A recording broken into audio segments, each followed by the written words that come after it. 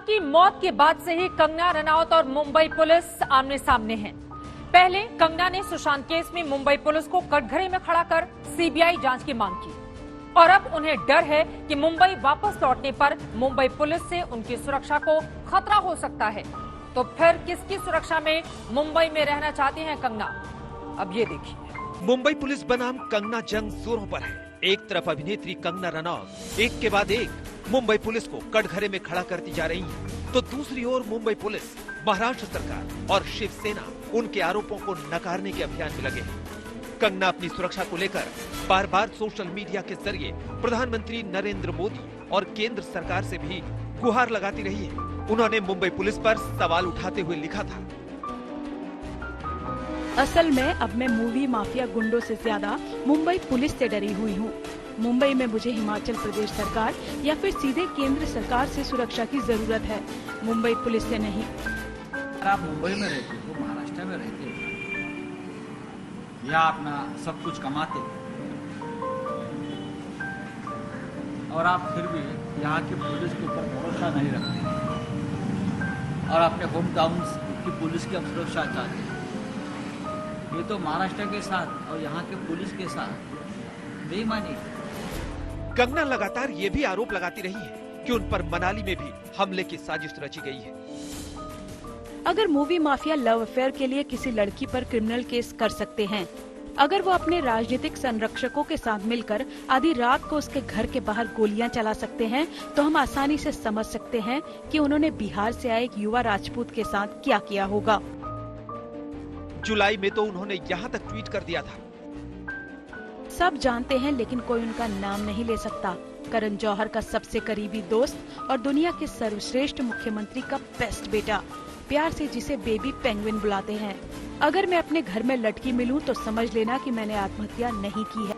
Sushant case को लेकर कंगना रनौत खासी मुखर रही है। उन्होंने शुरू से ही मुंबई पुलिस की जांच पर कई सवाल खड़े किए, साथ ही महाराष्ट्र सरकार के शीर्ष नेताओं और आला अधिकारियों पर भी निशाना साधा है। इसलिए उन्हें डर है कि मुंबई में लौटने पर मुंबई पुलिस उनसे बदला ले सकती है, जिससे उनकी जान को खतरा हो सकता है।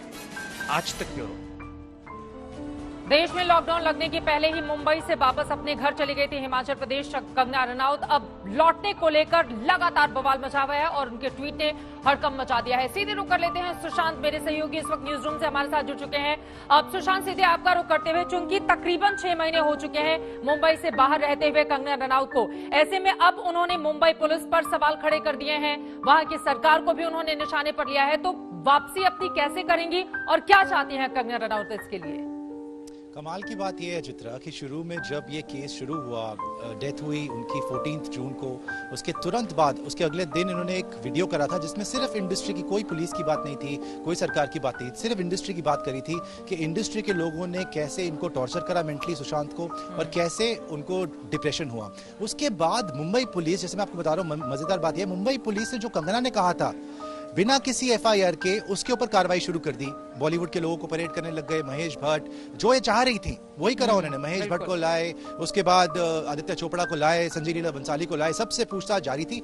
एकदम से जब एफआईआर फाइल हुई बिहार में, जो पिताजी ने, सुशांत के पिताजी और परिवार ने कराई, उसके बाद पूरा मामला इन्होंने पलटा, रिया के ऊपर डाला। उसके बाद इन्होंने बोला कि नहीं, मुंबई पुलिस, अभी आपने खुद ही पैकेज में देखा, इन्होंने आदित्य ठाकरे, उद्धव ठाकरे को टारगेट में लिया। उद्धव ठाकरे को बोला जी इनका पप्पू राज चल रहा है महाराष्ट्र में। उसके बाद आदित्य ठाकरे सीएम का जो बेटा है वो बेबी पेंगुइन है। वहां से करते कराते आगे आते आज की डेट में जो भी इतने दिन से कार्रवाई चल रही थी वो आज ड्रग का मामला बन गया।